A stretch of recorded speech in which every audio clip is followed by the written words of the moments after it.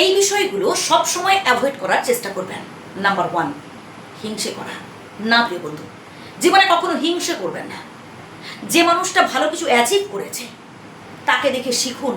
হ্যাঁ, হতে পারে সে শত্রু, হতে পারে আপনি তাকে পার্সোনালি পছন্দ করেন না, কিন্তু শিক্ষা অর্জন করুন যে সে কি করে সফল হলো, সে কি করে কঠিন পরিশ্রম করে এই জায়গায় পৌঁছলো, তাকে দেখে শিখুন।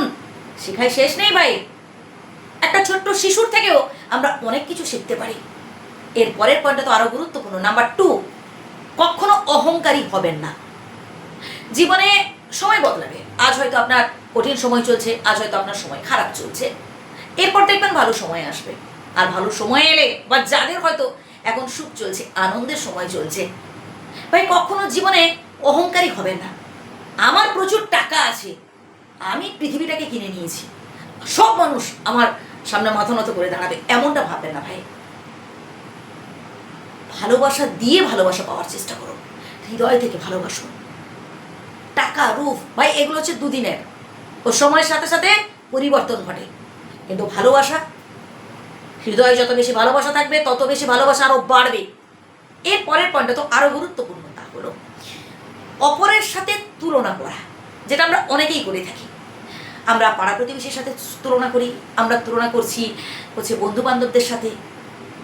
শুধু তুলনা করেই থেমে থাকছি না, আমরা তুলনা করে হাহুতাশ করছি, হচ্ছে টেনশন করছি, বাড়িতে অশান্তি করছি, যেটা একদমই উচিত নয়। দেখুন, যদি একান্তই তুলনা করতেই হয়, তুলনা করুন তাদের সাথে যাদের আর্থিক অবস্থা আপনার থেকেও খারাপ। আপনি ভাবছেন তো যে আপনার যা কিছু আছে খুবই কম আছে, ভাই আপনার থেকেও এমন অনেক মানুষ রয়েছে যাদের আর্থিক অবস্থা অনেক খারাপ। কাছাকাছি কোনো বাস স্ট্যান্ডে যান বা কোনো রেল স্টেশনে যান, দেখতে পাবেন কত গরিব দুস্থ অসহায় মানুষ রয়েছে। ভাই বাইরে বেরোতে হবে, তবেই দেখবেন অনেক অভিজ্ঞতা অর্জন করতে পারবেন আপনি। বিধাতার কৃপায় আপনার যতটুকু আছে, আমি তো বলবো অনেক আছে ভাই, তাতেই সন্তুষ্ট থাকার চেষ্টা করুন। যতক্ষণ আপনি মন থেকে শান্তি পাচ্ছেন, সে আপনি লক্ষ লক্ষ কোটি কোটি টাকা রোজগার করেও দেখবেন খুশি হতে পারবেন না। কারণ মেন সমস্যাটা তো আপনার মনে। আপনি কোনো কিছুতেই শান্তি হতে পান না, কোনো কিছুতে আপনি খুশি হতে পারেন না। না, অল্পে সন্তুষ্ট হতে হবে। আপনার যতটুকু আছে সেটাই অনেক, তাতেই খুশি থাকুন না। আর শেষে জাস্ট একটা কথা বলবো, সেটা হচ্ছে লোক দেখানো কাজ, যেটা আমরা অনেকেই করে থাকি। লোকে ভালো বলবে না ভাই, যেটা মন থেকে করতে ইচ্ছা করছে সেটা করবেন, এবং দেখবেন যাতে হচ্ছে অপরের ক্ষতি না হয়। এমন কোনো কাজ ধরুন আমার মন চাইছে করতে, কিন্তু তাতে অপরের ক্ষতি হবে, সেটা অন্যায়, সেটা অপরাধ, সে কাজ কখনো করবেন না।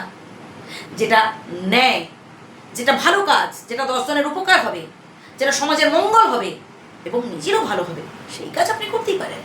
ভালো থাকবেন। যে কথাগুলো বললাম আবারও প্রথম থেকে শুনুন, আশা করি উপকৃত হবেন।